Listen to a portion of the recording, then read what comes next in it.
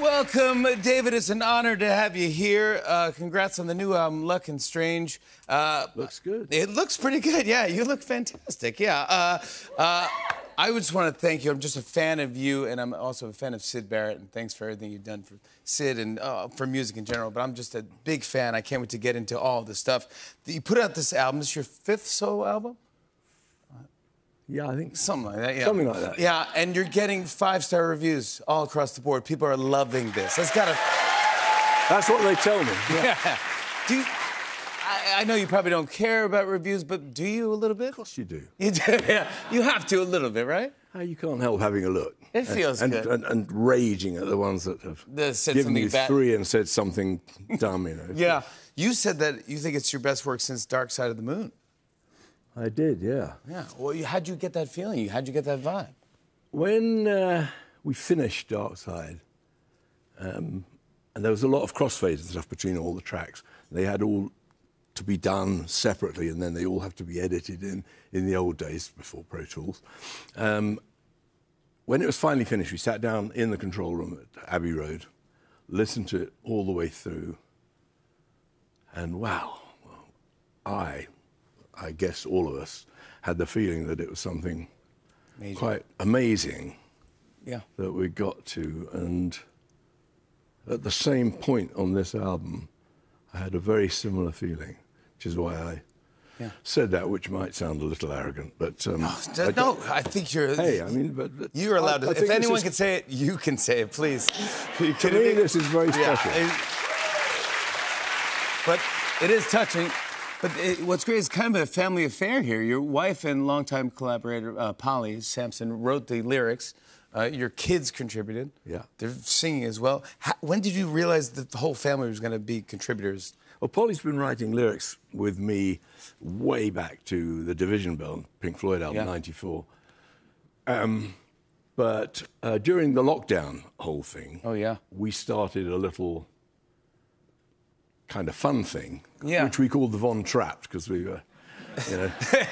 the Von Trapped. Yeah. Yeah, that's fantastic. That's good. That was good. And that was an idea by one of our other sons, Charlie, who suggested that we could help to promote Polly's book, which got lost in the wash a little bit with that whole lockdown thing. And so we started doing that, and we started singing a song or two. Leonard Cohen appears in Polly's book, and so I was doing mostly Leonard Cohen covers, but Romany, who had about she's fantastic. 3 lessons on the harp or something, nothing very much. She would come in, she's here somewhere, and she would start playing, and we'd just leave her to it for 5 minutes while we sort of gathered ourselves and had another glass of wine before we did this 2-air thing. I mean, we were running our own TV station from a barn. Yeah. It was great fun, and people seem to come back every week. But Romany, I guess all of us actually were singing along to these Leonard Cohen songs, joining in.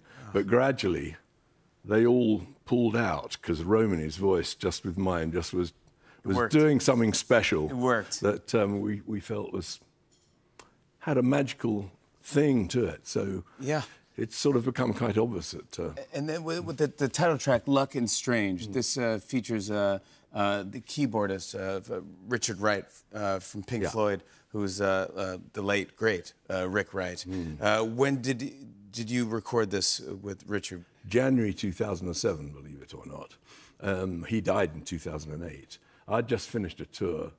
My band was quite hot at the time, and I thought, we're just going back to slacking around now, and I thought that we should gather together in a barn and just sort of jam and play some little musical ideas that I'd had for a few days while the band was still cooking. You know what it's like.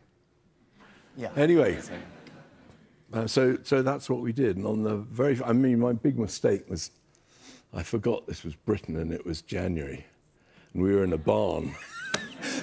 Wooden barn with great holes in it. Freezing, and the wind was howling through, and you're like, I think we got it, you guys. I think we got it this take. Anyway, the first morning, the Monday morning, we got in there, and I just had this little guitar riff thing, and I just started playing it, and people picked up, joined in, and we just jammed away on it for about 15 minutes. Yeah. And that's it. I mean, that is the recording that's on there, which wasn't rehearsed. It completely...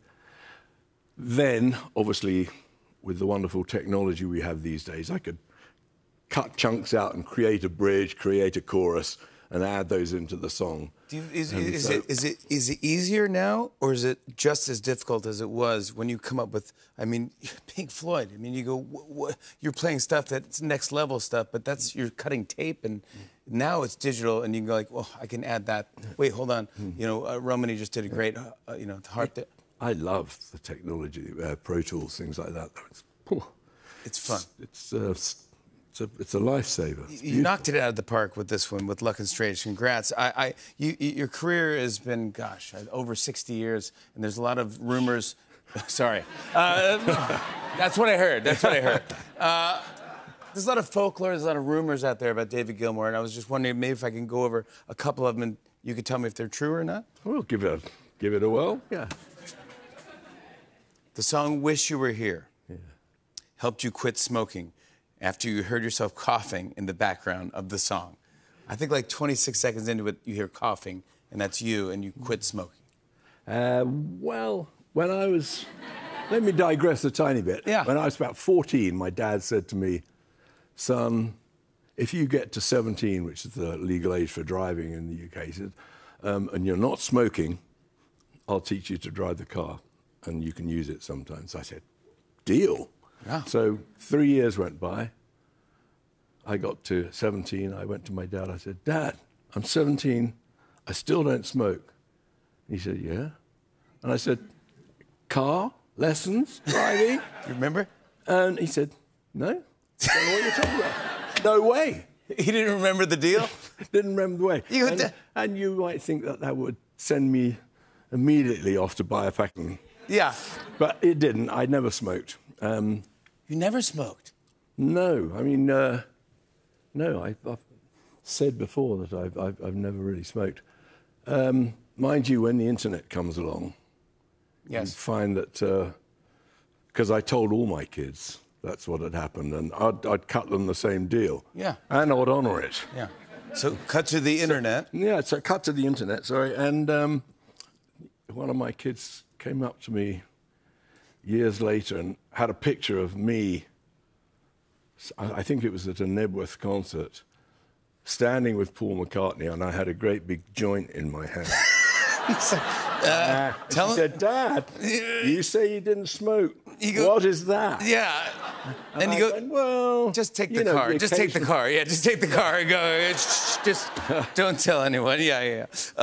Okay, how about this? Before you were a famous musician, you were a model.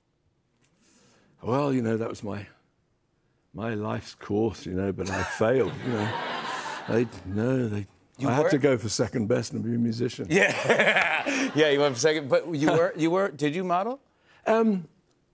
Yeah, I mean, you did. People would offer you money. I was working as a van driver at that moment in time, and my wages as a van driver were £7 a week. Yeah. No, you won't. I'm lying.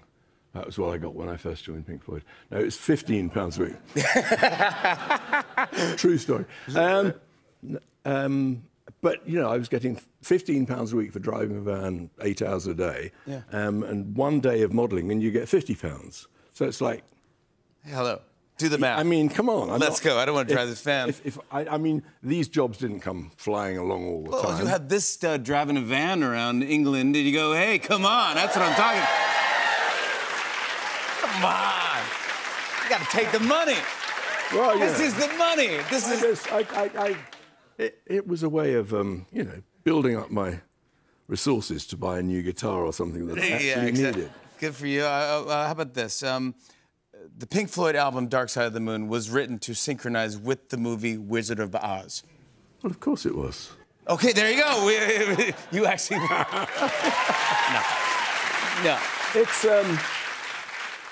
We listened to it, Polly and I, years ago.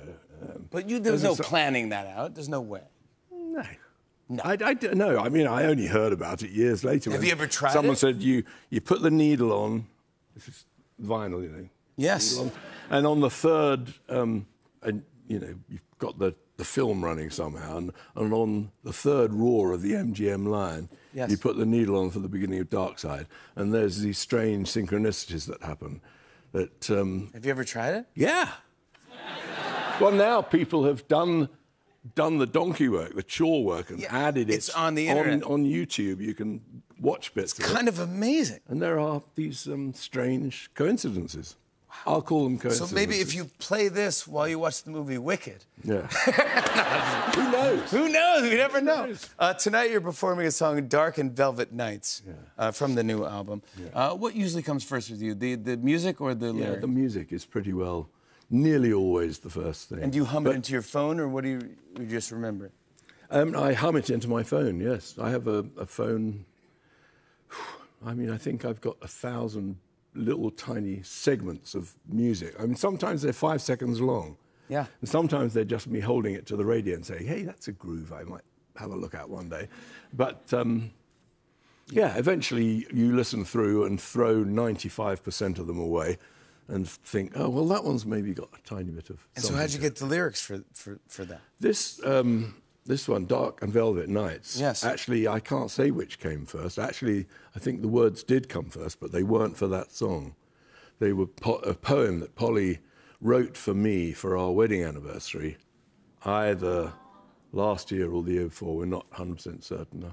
Either our 29th or our 28th wedding anniversary. We've just had our 30th. Congratulations. How cool? She's cool. She's unbelievable. The best. But so she wrote you a poem, and you go... She wrote me a poem, and I came up with this little groove for this track, and was sort of working on it, doing everything myself on, you know, you put the bass drum, and it's boring, sorry. No, I like on the line, on a grid, you know, and then you play some stuff over it. Anyway, I had this nice little groove going, and I was thinking, yeah, this has got something to it that I really like, and now's the moment I could sing something if I only had... But usually what I do is I just sing la, la, la, la, la, la. Really? A little melody over it, and then Polly and I talk about it, and she listens to it for weeks and comes up with something brilliant. On this occasion, I was sitting there, and on a piece of paper next to me was this poem that she had written to me, and I was sort of picking up the paper, looking at that scansion. Sounds like it might be about right, so...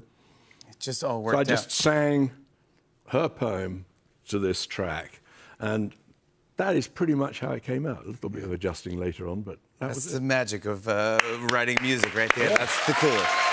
I'm so happy you're here. David Gilmour, everybody. Luck and Strange is out now. David is performing for us after the break. Stick around, everybody. Hey, hey.